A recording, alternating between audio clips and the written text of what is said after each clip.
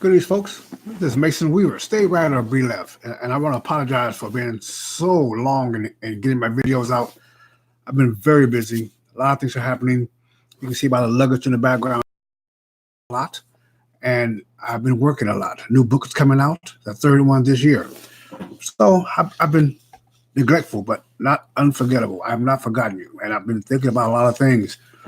And today I kind of want to chat about some things. You know, culture. What is black culture? What is white culture? Do they really exist? Or is it some other way to manipulate people? I'm almost 70 years old. I've been old and I've been young. I've lived around black people. I've lived around black middle class. I lived around black people that are in poverty. I've lived around white people. White people are very high class and achieved, and those who live in trailer courts. I've seen the nation on the East Coast and the West Coast. Now, because of all my experience,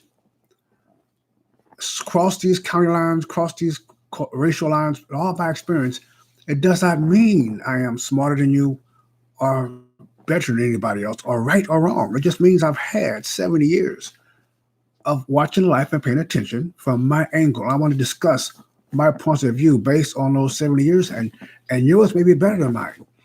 Your conclusions may be more accurate than mine. But I'm going to hear yours and you're going to hear mine. Uh, this black culture, when I go up to a black person, when they say the culture, black culture, they mean our skin color.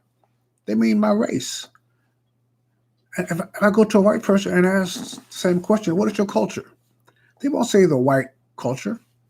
They will say the German culture, the English culture, the Spanish culture, the Portuguese. I can go almost anywhere else in the world, and people are identifying their culture by their nationality, not the ethnics. A Japanese person, a third generation Japanese person in Germany, still thinks they're German. The German culture. So why do we, as black people, think about our color when we think about culture, and what does that do for us? You see, if you think about your color, my blackness. That's a plantation mentality. And the master gave us that so we can be a cohesive group to get those crops in. And that's my whole point today, folks. It's not personal. It's not about you as a black person or a woman or a young person or an old person. It's just about control. Mankind has the urge to control. So if I'm taking care of my kids, I can get your kids to work for my kids for free, whether by coercion or power or persuasion, then I'm going to do that. Mankind has shown throughout his whole history. They need cheap labor. And it's worked out. But they need cheap labor. It's part of the culture. So you better make sure your behind ain't cheap. It just seems to me. So what's the solution? They had captive slaves. They held prisoners. They used women, they use children. Cheap labor will motivate this whole entire world. So you got China with billions of cheap labor people. And of course, our American business want to do business with them because they got cheap labor. Chinese is going to Africa for even cheaper labor. We will take advantage of that. So cultures evolve to try to make sure they're not cheap. Each culture is always evolving to make sure they're the strongest, not based on color, based on their culture and experience. So black folks, we've experienced some things unique in this country, and it makes us unique. But our culture is America. We are here. We're here. We exist, and we have contributed to every segment of this culture: social, political, economical, spiritual. We have contributed to the culture of our music, the culture of our dance, the culture of our entertainment. We've contributed to the culture of manufacturing and agricultural. Every historical event included us. We are part of this culture. We've contributed to the language. If you contribute to the language of a company or culture, you are really helping to dominate. So therefore, folks, why do we as black people continue to leave the cultural successful elements we have helped create and go back to this mindset that we call a culture, that was the culture of slaves. It was the culture that the black man did not have to take care of the black woman. The master took care of. My job was to make babies, and I get rewarded for the babies I make, so a master can use my babies to work for him. You don't mean you don't believe that today, with our black culture, the music and the glorifying of pimps and prostitutes and vulgarity, doing that keeps us making babies for master. We don't take care of our babies and let master take care of our kids and raise our kids in those gang prep schools. And then their children are raised up to take care of our children, whether it is feeding the criminal justice system or the drug trade or basketball teams. The culture that we assume is our culture has created this hybrid of failure. So why do we do this? You know, cheap labor. The whole world always had cheap labor, folks. Black folks ruled the world. We had cheap labor. White people ruled the world. We had cheap labor. When the Aztec ruled the world, they had cheap labor.